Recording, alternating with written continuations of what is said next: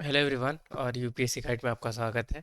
आज की डेट है 22 अक्टूबर और हम देखेंगे कि क्या क्या इंपॉर्टेंट करंट अफेयर्स कवर्ड है द हिंदू न्यूज़पेपर में। तो चलिए देखते हैं एक एक करके। तो सबसे पहले ये एक न्यूज़ आई है जहाँ पे बात की गई है कि इंडिया और चाइना दोनों वर्क करेगी जो लाइन ऑफ कंट्रोल की एरिया में जो टेंशन्स है उसे कम करने के लिए। और ये कब बात सामने आई जब प्राइम मिनिस्टर नरेंद्र मोदी अभी रशिया की विजिट पे है, राइट, ब्रिक्स की समिट के लिए। तो इसी के दौरान ये प्रेस में ये डिटेल्स आई। तो अब ये पर्टिकुलर न्यूज़ वैसे हमारे प्रीलिम्स के लिए तो इम्पोर्टेंट नहीं है, पर इसमें ब्रिक्स के लिए मेंशन है कि ब्रिक्स की विजिट के लिए हमारे प्राइम मिनिस्टर वहाँ विजिट करने वाले रशिया, तो इसी वही इम्पोर्टेंट हो सकती है। तो ब्रिक्स को हम बस देखेंगे। तो ब्रिक्स क्या है? इंटर गवर्नमेंटल ऑर्गेनाइजेशन है और जियोपॉलिटिकल ब्लॉग है जहाँ पे जितने भी मेंबर्स हैं ब्रिक्स कंट्री के, वो एक साथ मिलते हैं और कोऑर्डिनेट करते हैं मल्टीलैटरल पॉलिसीज़ पे। कौन कौन कंट्री मेंबर है ब्रिक्स की? तो Brazil, Russia, India, China, south Africa, Iran, Egypt, Ethiopia और यूनाइटेड अरब एमिरेट्स। तो ये तो इतने सारे कंट्रीज़ हैं। कुछ कंट्रीज़ रिसेंटली यानी इसी ईयर 2024 में ऐड हुई हैं।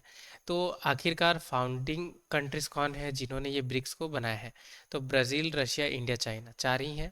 ब्राज़ील, रशिया, इंडिया, चाइना, ये चार कंट्री ने मिलके ब्रिक्स को बनाया है। और पहली समिट ब्रिक्स की कहाँ हुई थी? तो यकेटेरिनबर्ग 2009 में।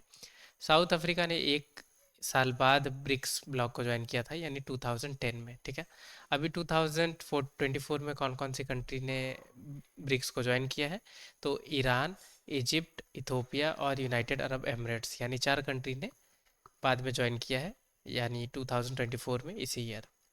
और हम डिटेल्स देखेंगे। 30% लैंड सरफेस कवर करती है, ब्रिक्स की मेंबर्स कवर करते हैं 45% ग्लोबल पॉपुलेशन को। और ब्रिक्स टर्म कोई कंट्री के द्वारा नहीं दी गई थी, ये एक पब्लिकेशन में ब्रिक टर्म का यूज़ किया गया था जिम ओ नेली के द्वारा, building better global economic BRICS, ठीक है। और आपको याद पता होना चाहिए कि ब्रिक्स ने न्यू डेवलपमेंट बैंक को सेटअप किया है, राइट। तो फिफ्थ ब्रिक की समिट जहाँ हुई थी, डरबन में हुई थी, वहीं पे डिसाइड की गई थी ब्रिक्स मेंबर के द्वारा कि एक मल्टी ग्लोबल फाइनेंशियल इंस्टीट्यूशन होनी चाहिए जो आईएमएफ या वर्ल्ड बैंक की लाइन पे होनी चाहिए। तो फिर न्यू डेवलपमेंट बैंक को सेटअप किया गया 2024 में। तो फिफ्थ ब्रिक्स समिट में सोचा गया और 2024 में इसे सेटअप किया गया। हेडक्वार्टर्स कहाँ है? तो न्यू डेवलपमेंट बैंक की शंघाई, चाइना में। और किसने आइडिया दिया था कि ऐसी आईएमएफ या वर्ल्ड बैंक जैसी ग्लोबल फाइनेंशियल इंस्टीट्यूशन होनी चाहिए? तो वो आइडिया दिया गया था इंडिया के द्वारा फोर्थ ब्रिक्स समिट में। तो फोर्थ ब्रिक्स समिट दिल्ली में हुई, फिर फिफ्थ ब्रिक्स समिट में अग्री किया सारे लोगों ने, और फिर 2024 यानी नेक्स्ट, आप कह सकते हैं नेक्स्ट समिट में इसे सेटअप कर दिया गया। अभी ब्रिक्स की समिट कहाँ होने वाली है? तो आपको याद रखनी है, कजान रशिया में होगी।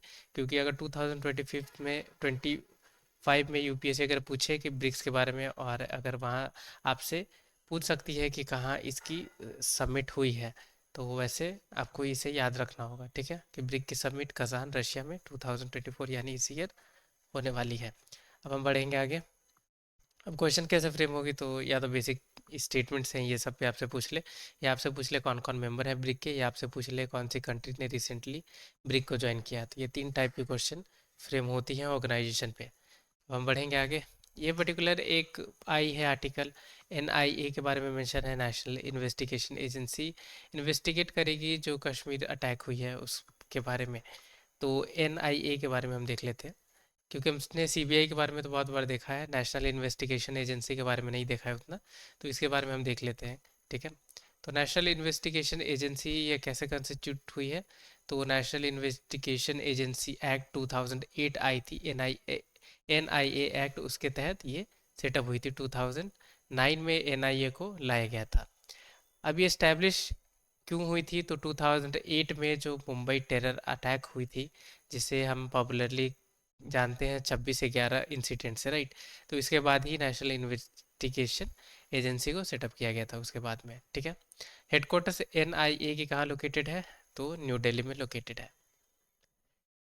एन ए एन आईए की और भी ब्रांच ऑफिसेज हैं जैसे हैदराबाद, गुवाहाटी, मुंबई, लखनऊ, कोची, कोलकाता, जम्मू और रायपुर, ये सारी एरियाज में भी इनकी ब्रांचेस है। और एनआईए की खुद की एनआईए की खुद एक सेपरेट स्पेशलाइज्ड सेल है जिसे टीएफएफसी कहा जाता है, ठीक है, जो डील करती है फेक करेंसी और टेरर फंडिंग से। एनआईए को हेड कौन करते हैं? तो डायरेक्टर जनरल करते हैं, जो अपॉइंट किए जाते हैं सेंट्रल गवर्नमेंट के द्वारा।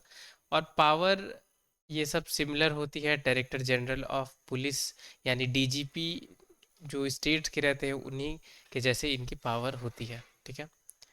एनआईए वर्क करती है कौन से मिनिस्ट्री के अंदर? तो मिनिस्ट्री ऑफ पर्सनल, ये sorry, ministry of home affairs के अंदर एनआईए मतलब इसके अंदर आती है।